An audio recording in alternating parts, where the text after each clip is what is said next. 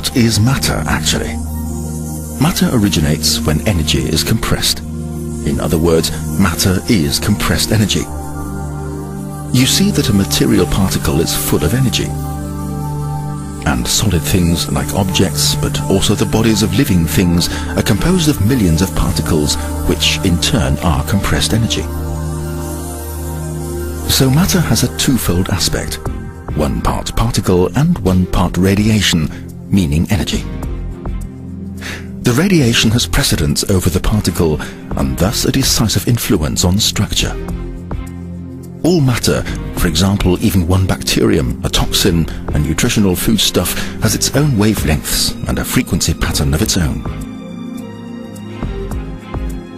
What is the situation with material particles in the body, the cells?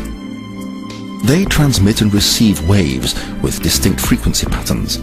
In other words, communication takes place. This forms the basis for the body's self-regulation. We could also compare this with a modern radio device. Information is exchanged via distinct frequencies. Back to the body. As long as cells are able to communicate with each other unhindered, meaning that the body's self-regulation is therefore intact, that body can be described as being healthy. Let's now imagine that an undesired substance manages to get into the body, for example mercury, a pathogen or pollen. What happens? To understand this, we're going to make a short excursion into hydrological research. Depending on age, the human body consists of 40 to 80% water. Water has the ability to form clusters and store information due to its dipolar properties. Let's take a look at a water molecule. Hydrogen has a weak positive charge, oxygen a weak negative charge. As a result of this dipolar nature, the molecules can combine with charge.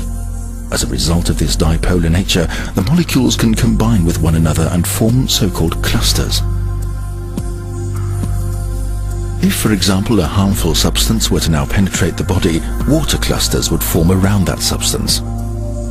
These clusters have a highly differentiated structure depending on the substance. The various frequency patterns and the corresponding information emitted by that harmful substance are stored exactly within the cluster itself. Even when the actual information medium no longer exists, the cluster structure bearing the stamped information can continue to exist and have a disruptive effect on the body. What happens now when this harmful substance transmits a frequency pattern on the same wavelength as those cells? The substance's frequency patterns interfere with communication between the cells. They act as a jamming transmitter. The disruption of the exchange of information leads eventually to cell malfunctions. If that malfunction persists, it displays itself in physical symptoms and changes. So how does the BICOM device function? Let's start off with a diagnosis. With the help of the BICOM device, it can be determined which substance is causing disruption in the body. To do this, the frequency patterns of the presumably damaging substance are relayed to the patient's body via the device. With the help of a bioenergetic testing procedure, the electroacupuncture test for instance, it is determined whether the body resonates with that substance. In terms of the therapy, the following now occurs. The patient lays their hand on a metal plate, the so-called input electrode. Frequency patterns from the body are picked up by this electrode and relayed to the BICOM device via a cable. What is being dealt with here are both interference frequency patterns and physiological or healthy frequency patterns. By means of special electronics, the interference frequency patterns are separated from the healthy frequency patterns inside the device. The interference frequencies are inverted. The physiological, in other words healthy frequencies, are reinforced.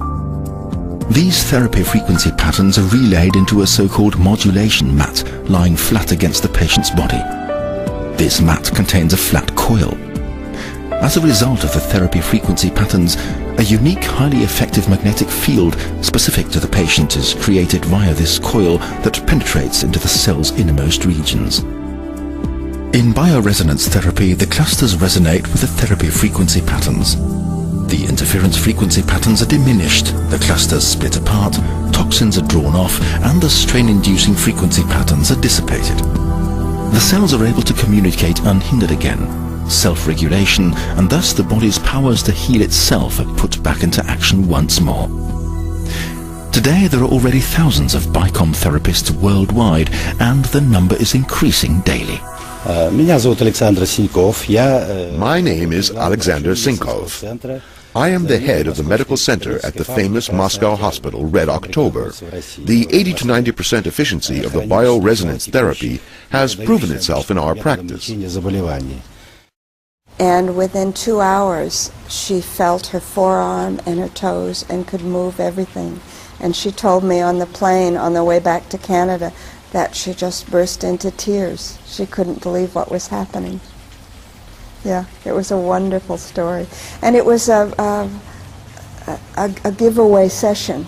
Very well put together, you know, they're very easy to learn, and there's a tremendous amount, there's a wealth of information available, like I'd say probably 20 years of clinical experience that is available. The BICOM machine is the workhorse of the clinic. In the main, the success that I have is with gut problems, with irritable bowel syndrome, as well as with Crohn's disease, which is a very chronic disease. We had a really bad case of cortisone withdrawal with lots and lots of food allergies, and then started the therapy. I made a video of that patient and showed it to my general practitioner.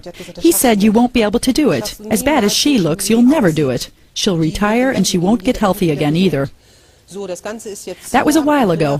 Andrea visited me in 1994. She is absolutely healthy, working, got pregnant, and has no neurodermatitis at all. Can eat and drink anything she wants, participates in sports, does anything she wants. That was my worst case. What is meanwhile a good 9 years ago, I went through a transformation from an almost bitter opponent of holistic medicine to becoming a faithful supporter. In other words, what happened with me was a kind of transformation from Saul to Paul. I used to refer to holistic doctors a bit disparagingly as gut men.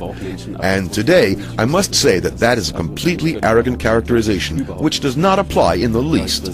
You can achieve so much with holistic medicine, with acupuncture, but especially with bioresonance. It is simply fantastic. And utilize the machine in our dental practice primarily for excising amalgam, and then also for post-treatment following extractions or as an accompaniment to periodontal therapy. Conspicuously often, we have cases of neurodermatitis and ADS, or hyperactive children who show symptoms of both illnesses at the same time. The success there is so overwhelming that we even had follow-up inquiries from nursery school teachers. What did you do with those kids? And due to the great demand, we are treating allergy patients 90% of the time, with a great deal of success, a success ratio of about 90% too. With experiences like these, it's a pleasure to start again each and every day, a form of therapy that I certainly wouldn't part with anymore. 85% of those patients surveyed would bear the costs for a therapy themselves if their health insurance does not pay for it. The crucial point is the effectiveness. I believe that the future of medicine will not be able to make do without biophysical therapy methods. Bioresonance therapy, if medicine truly wants to be able to deal with the steadily increasing number of chronic illnesses. If one doesn't want to just maintain a status quo and instead really relieve patients of these illnesses, then one will not be able to make do without bioresonance therapy in the future. Bioresonance therapy is going to be an important part of medicine in the future.